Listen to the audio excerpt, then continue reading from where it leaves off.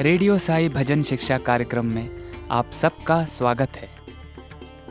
आज की कक्षा के लिए हमने भगवान श्री सत्य साई बाबा की करुणा एवं प्रेम की महिमा का वर्णन करता हुआ ये भजन चुना है। चलिए अब इस भजन के बोल जान लेते हैं। अंतरंग साई अनाथ नाथ साई, दीन बंधु साई, करुण सिंधु साई, राम कृष्ण शिव शक्ति, प्रेम रूप साई, युग अवतार बाबा श्री सत्य साई। आज की कक्षा के लिए इस भजन को F पंचम श्रुति में गाया जा रहा है, जिसे सफेद 4 अथवा सफेद 1 का मध्यम भी कहते हैं। अंतरंग साई अनाथ नाथ साई, अंतरंग साई अनाथ नाथ साई, अंतरंग साई अनाथ नाथ साई, अंतरंग साई अनाथ नाथ साई, दीन बंधु साई, करुण सिंधु साई, दीन बंधु साई, करुण सिंधु साई, दीन बंधु साई, करुण सिंधु साई, दीन बंधु साई, करुण सिंधु साई, अंतरंग साई अनाथ नाथ साई, अंतरंग साई अनाथ नाथ साई,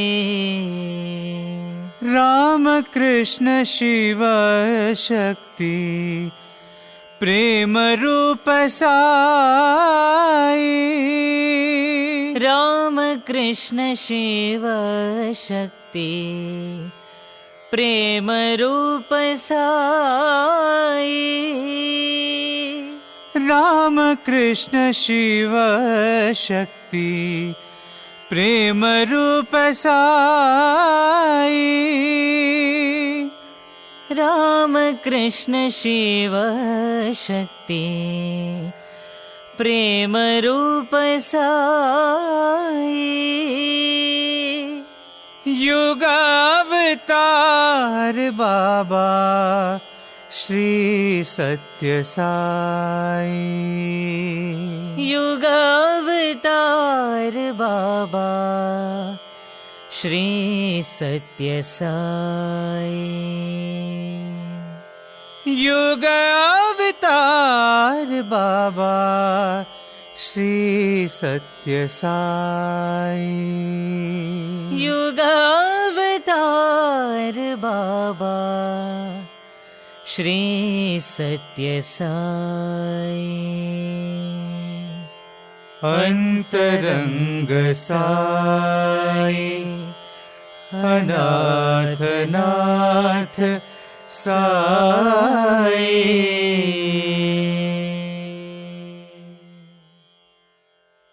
कहरवा ताल और अधिकांशतः राग जय जयवंती पर आधारित इस भजन की धुन जान लेने के बाद आइए अब रुख करते हैं साई भजनों की आत्मा कहे जाने वाले भाव पक्ष का। इस भजन में प्रयुक्त तकरीबन सभी शब्दों के अर्थों से हम परिचित ही हैं, लेकिन फिर भी हम इस भजन की पंक्तियों में निहित भावार्थ को समझने का प्रयास करेंगे। अंतरंग साई अनाथ नाथ साई। सबसे पहले हम जानते हैं कि इस भजन की रचना कैसे हुई। 1970 की बात है, जब भगवान का एक छात्र जो स्वामी के कॉलेज में अध्ययन कर रहा था, वो एक बहुत बड़ी जानलेवा बीमारी से ग्रसित हो गया।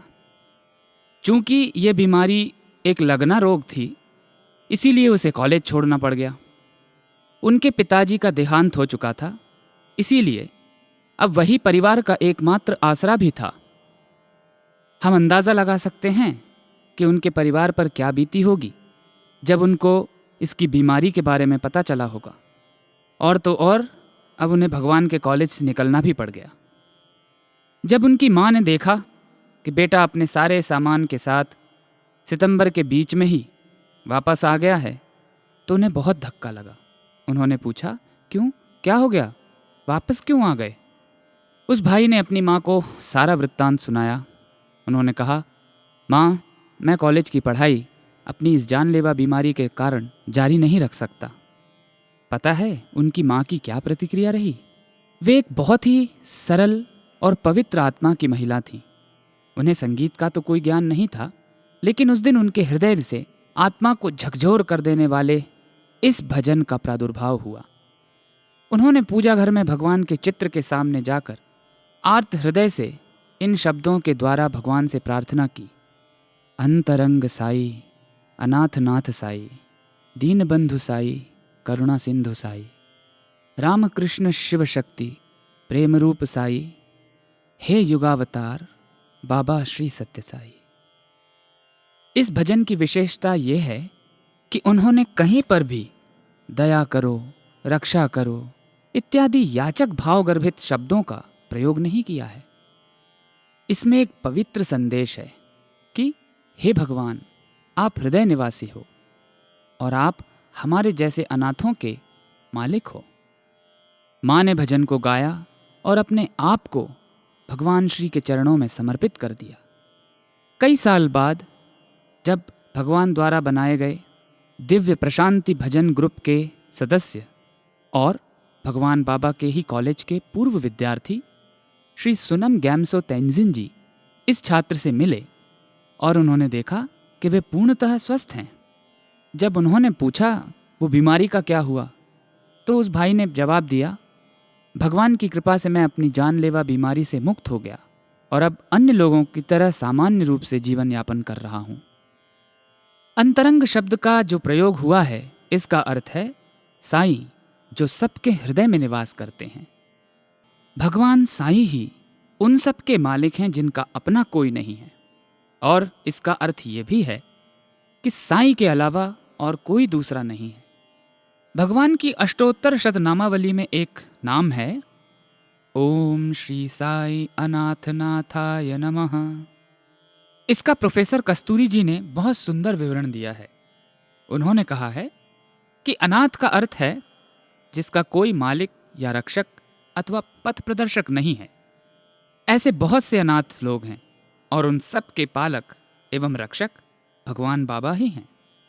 जब बाबा पक्षाघात से पीड़ित थे तो 8 दिन के बाद ठीक होने के पश्चात जब वे बोले, तो जो पहली बात उनके मुंह से निकली वो थी कि भगवान ही शरणार्थियों के एकमात्र रक्षक हैं। मुझे अपने भक्तों के जीवन को बचाने के लिए इस बीमारी को अपने ऊपर लेना पड़ा।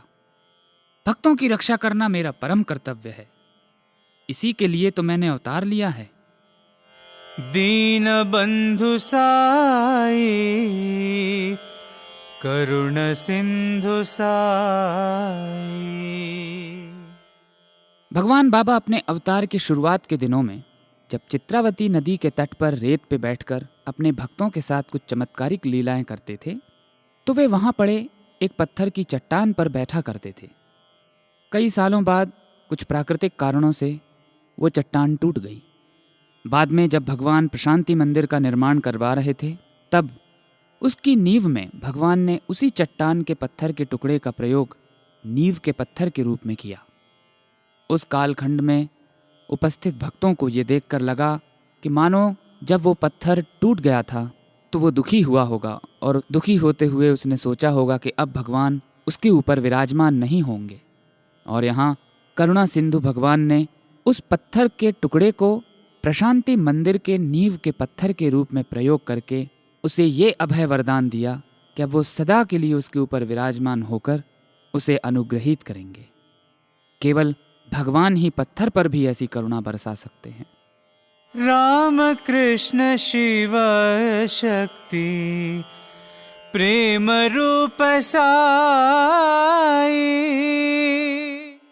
भगवान राम नाम के अक्षर का महत्व बताते हुए कहते हैं, र, अ और म इन 3 अक्षरों के संयोजन से बना है राम।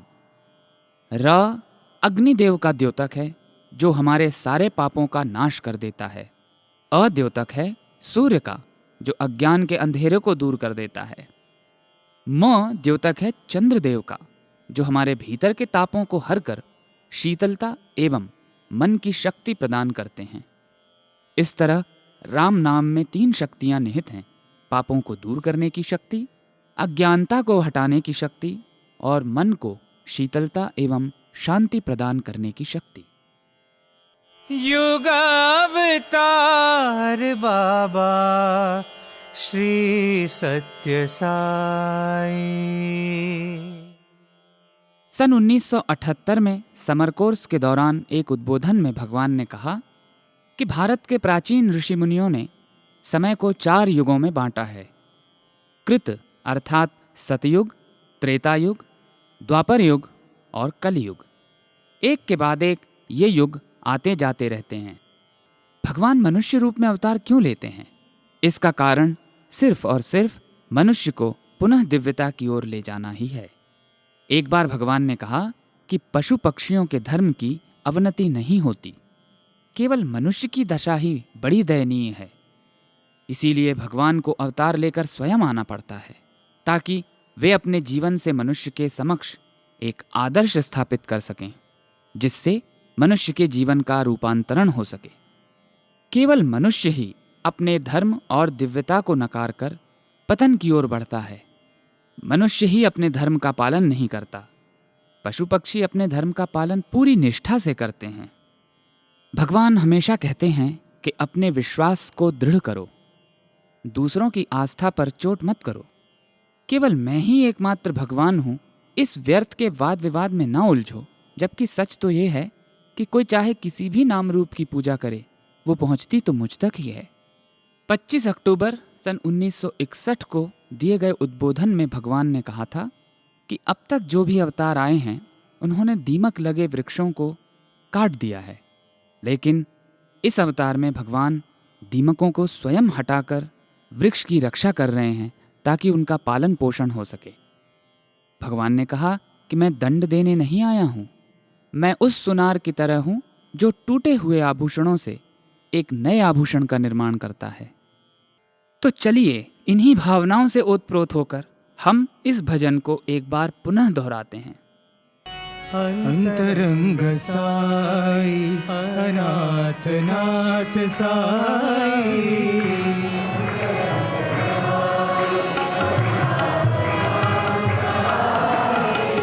अंतरंग साई अनाथ नाथ साई।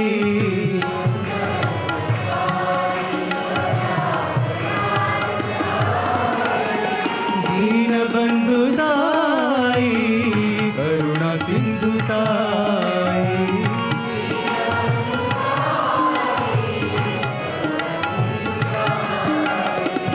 दीन बंधु साई करुणा सिंधु साई।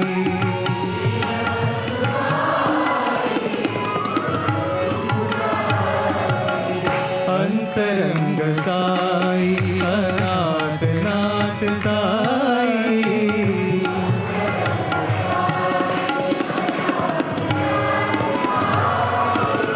राम कृष्ण शिव शक्ति प्रेम रूप साई।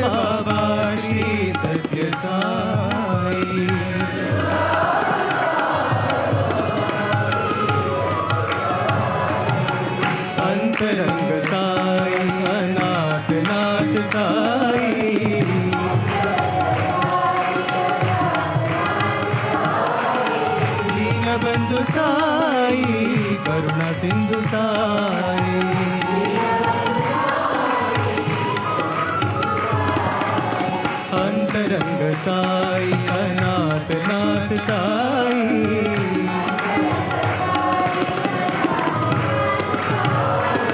राम कृष्ण शिव शक्ति प्रेम रूप साई।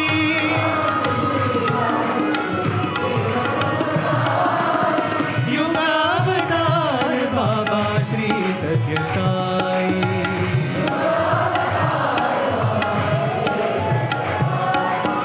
युगावतार बाबा श्री सत्य साई।